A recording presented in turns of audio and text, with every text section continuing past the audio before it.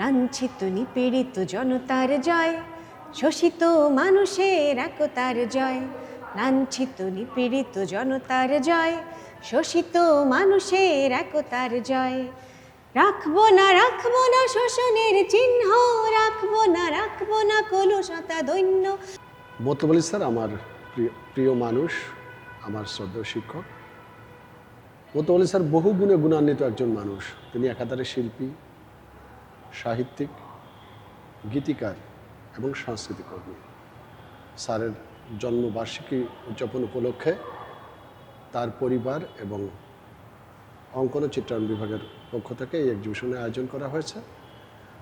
স্যারের মোটামুটি student life থেকে শেষ জীবন পর্যন্ত বিভিন্ন সময়ের শিল্পকর্ম এখানে প্রদর্শিত হচ্ছে। তো বিশেষ করে চারুকলা এক্সিবিশনের জায়গাটা বেছে নেওয়ার ক্ষেত্রে আমরা দেখাতে চেয়েছি শিক্ষার্থীদের সেই 60-এর দশকে শিক্ষার্থীরা কেমন কাজ করতেন। মতলব আলী স্যারা ছিলেন 60-এর দশকের শিক্ষার্থী। আপনারা জানেন 60-এর দশকে আমাদের যে স্বাধিকার এবং স্বাধীনতা আন্দোলনের গুরুত্বপূর্ণ একটা সময় কিন্তু তখন গেছে। স্যার ছিলেন রাজনৈতিক এবং সমাজ সচেতন।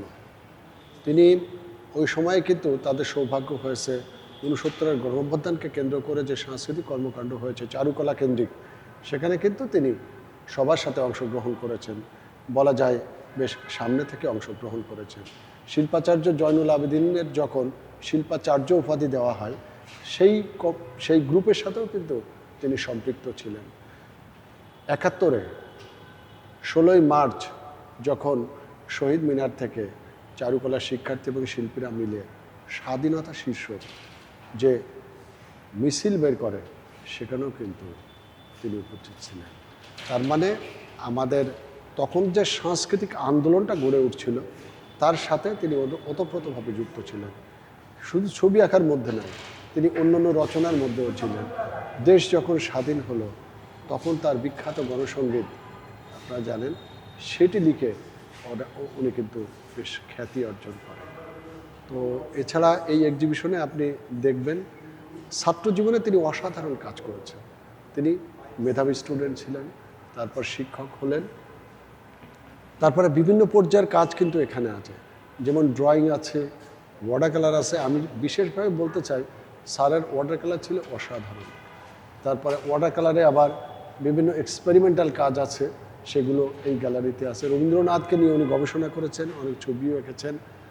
মুক্তিযুদ্ধ নিয়ে, বাংলাদেশকে নিয়ে উনি মূর্ত বিমূর্ত বিভিন্ন ধরনের ছবি এঁকেছেন। এছাড়া নিসর্গ বা বাংলার প্রকৃতি সেই সব বিষয় নিয়ে কিন্তু স্যার ছবি এঁকেছেন। তো এখানে আসলে আমরা মতলব আলী স্যারকে সামগ্রিক জীবনের যে তার যে শিল্পকর্ম বা সৃষ্টি, সেটা সম্পর্কে কিন্তু আমরা একটা ধারণা লাভ করতে পারি। বাবা সম্পর্কে বলা একটু কঠিন, কারণ মানে সে তো আমার বাবা। ছোটবেলা থেকে তাকে যেভাবে দেখেছি, যে আমার মনে হয় যে সবচেয়ে পুরনো মেমোরি সম্ভবত যে আব্বু গান গাইছে, হারমোনিয়াম বা যে গান গাইতো আব্বু প্রতিদিন সকালে উঠে যখন অবসর থাকতো অবশ্যই। আর হচ্ছে ছবি আঁকা।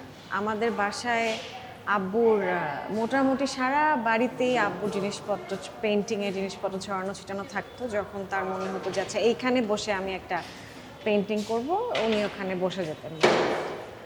তো এর মধ্যেই তো বড় হওয়া। আসলে আব্বু মানে আমি তো বুঝতে আমার সময় লেগেছে আসলে যে তিনি শিল্পী হিসাবে কত বড় মাপের একজন মানুষ।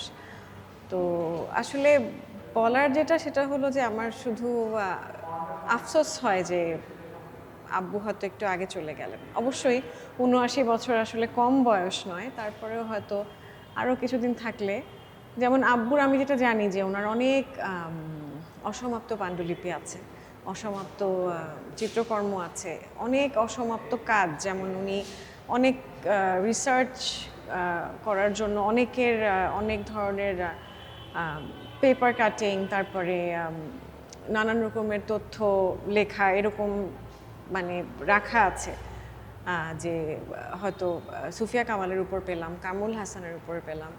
শফিউদ্দিন আহমেদের উপর পেলাম। এগুলো হয়তো ওনার পরবর্তীতে কাজ করার ইচ্ছা ছিল, হয়তো সময়টা আর করে উঠতে পারেন নাই, এখন তো আর হবেই না। তো এরকম যে দেখলাম যে ওনার আসলে অনেক কিছু সম্ভবত মাথায় ছিল, তো সেগুলো তো আসলে উনি নিয়েই চলে গেলেন। তো এখন যে যতটুকু উনি করে গেছেন, আমার এখন ইচ্ছা হলো যে আমি সেগুলোকে সামনে আনি, ওগুলোকে একটু আলোর মুখ দেখাই। বাসার ছবির সংখ্যা কেমন আছে আর? বাসায় আরও আমার তো মনে হয় যে কম করে হলেও 250-300 ছবি আছে। কারণ অনেক ছবি আপনার যেটা হয়েছে যে ওই অয়েল পেইন্টিং আমি দেখেছি যে ক্যানভাস থেকে খোলা রোল করে রাখা আছে। তারপরে আব্বুর রিসেন্ট কিছু কাজ যেগুলো আপনার পোর্টফোলিওতে আছে, ওখান থেকে আমি কিছু কাজ আমি বাছাই করেছি। আর অনেক ছবি বাছাই করা ছিল। আমি আসলে মূলত এই প্রদর্শনীতে আমি আগের বাছাই করা ছবিগুলোই দিয়েছি। ওখান থেকে আমি দিয়েছি 75টা, আর নতুন ছবি দিয়েছি 25টা। নতুন বলতেও সেগুলো যে খুব নতুন তা না, আপনার 2019-2020-এর ছবি আছে, 2011-র ছবিও আছে, এবং ওগুলো বিভিন্ন পোর্টফোলিওতে ছিল। আমার ধারণা যে ওগুলো কোনো সিরিজ আকারে ছিল। তো ওখান থেকে ওটা আব্বুর মাথায় কী ছিল জানি না, কারণ সব কিছু লেখা নেই। তো সেগুলো আমি ওখান থেকে আমার যেগুলো মনে হলো যে একটু মানে মানুষকে দেখাই, নতুন ধরনের কিছু কাজ আছে, তো ওগুলো আমি ফ্রেম করে দিলাম আর কি। গান সম্পর্কে বলেন স্যার। গান, আব্বুর গান তো আসলে আব্বু তো অ্যামেচার। গান লেখার ব্যাপারে আব্বুর যেটা আমি দেখতাম যে সে আসলে খুব মানে ওটাকে কী বলে, খুব প্যাশনেটভাবে আসলে গানটা ওনার মানে যে কোনো লিরিক উনি মনে করতেন এবং সাথে সাথে উনি সুর দিয়ে ফেলতেন। যেটা আমি দেখেছি, যখন হয়তো একটা দুইটা লাইন মনে হলো, সাথে সাথে সুর দিয়ে ওইটা উনি সারাদিন ধরে ভাবছেন। তারপরে আবার দেখা গেল যে হয়তো পরের লাইনগুলা, তারপর হয়তো আস্তে আস্তে লিখলেন। এরকম অনেক গান আছে যেটা শুধুমাত্র প্রথম স্থায়ী অংশটুকু সুর করা, কিন্তু বাকিটা উনি সুর করতে পারেননি। তারপরে আব্বুর চলে যাওয়ার পরে আমি যখন আব্বুর মোবাইলটা পেলাম, আমি দেখলাম যে ওখানে মোবাইলের রেকর্ডিং সেকশনে অনেক গান গাওয়া আছে, মানে যেটা আমার মনে হলো যে ওগুলো হয়তো উনি লেখেনও নাই, মাথায় ছিল, উনি রেকর্ড করে ফেলেছেন, এটাই আর কি। আর আরেকটা যেটা বিষয় সেটা হলো যে ওনার তো কিছু গান যে সময়টা আমার মনে হয় ওটা 90-95-এর দিকে বা আরেকটু আগের দিকে, ওই সময়কার গানগুলো, ওইখানকার গানগুলো আমি আসলে বেশি গাই। তো সেই গানগুলার যে মানে সুরগুলো এত এত বেশি সুন্দর যে কেন আমি যখন কারোর সাথে হয়তো প্র্যাকটিসে বসি, রিহার্সালে বসি, তো ওনারা শুনে বলেন যে এটা কার সুর, এই সুরটা আসলে উনি কীভাবে করেছেন। তো দেখা যাচ্ছে হঠাৎ করে মেজরের মধ্যে একটা মাইনর একটা ঢুকিয়ে দিয়েছেন কর্ড, ওরকম আর কি। অথচ আব্বু খুব একটা যে আব্বুর কর্ডের অতটা আমি মানে জ্ঞান আমার মনে হয় ছিল বলে মনে হয় না, তবে ওটা উনি মানে হয় না যে মানুষের সেন্স থেকে করে ফেলেছেন। অবশ্য আব্বু কিন্তু নজরুল ইনস্টিটিউট থেকে কিন্তু আব্বু পাশ করেছেন। আপনার রিলেটিভরা অনেকে বিখ্যাত শিল্পী। জি জি জি। এইটা কি মুত্তাবালি স্যারের অনুপ্রেরণা? না, আসলে ব্যাপারটা হলো যে আমার আব্বু যেই পরিবারে বিয়ে করলেন, আব্বুর ব্যাপারটা হচ্ছে যে আব্বু ছিলেন আসলে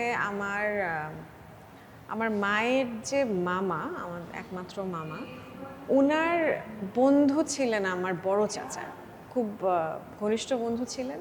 তো আব্বুরা তো রংপুরে বড় হয়েছে, রংপুরে আব্বুর ম্যাট্রিক পরীক্ষা শেষ হয়ে যাওয়ার পরে আব্বু ঢাকায় চলে আসেন।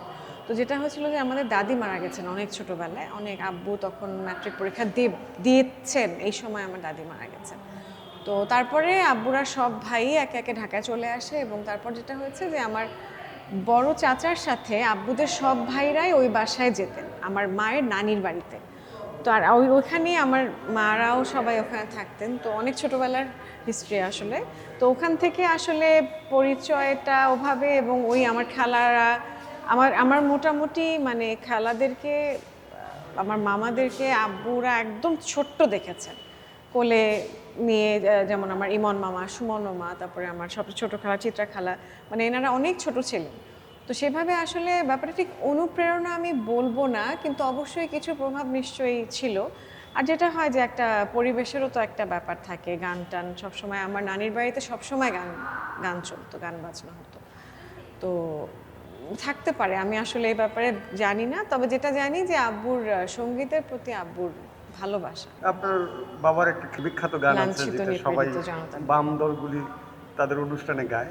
জি জি জি, গাইবো? আচ্ছা। লাঞ্ছিত নিপীড়িত জনতার জয়, শোষিত মানুষের একতার জয়। লাঞ্ছিত নিপীড়িত জনতার জয়, শোষিত মানুষের একতার জয়। রাখবো না শোষণের চিহ্ন, রাখবো না কলুষতা দৈন্য। থাকবে না দারিদ্র দীনতার ভয়, না থাকবে না দারিদ্র দীনতার ভয়। জয় নিপীড়িত মানবের জয়, জয় জয় নিপীড়িত মানবের জয়। জয় নিপীড়িত মানবের জয়, জয় জয় নিপীড়িত মানবের জয়। লাঞ্ছিত নিপীড়িত জনতার জয়, শোষিত মানুষের একতার জয়।